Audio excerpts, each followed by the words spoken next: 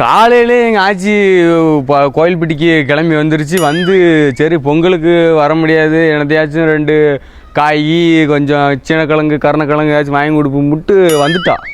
வந்துட்டு பாருங்க எனக்கு போன் அடிக்க, என்னாச்சு எங்கே இருக்கு அப்படிங்க.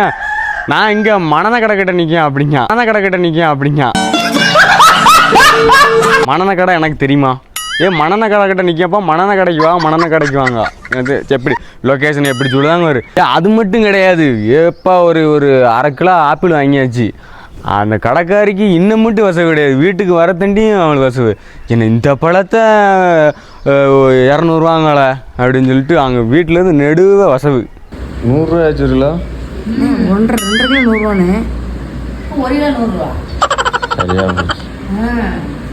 3 கிலோ 100 ரூபா தான். சீரகம் 100 ரூபா. அநியாய ரேட்டாக இருக்குது.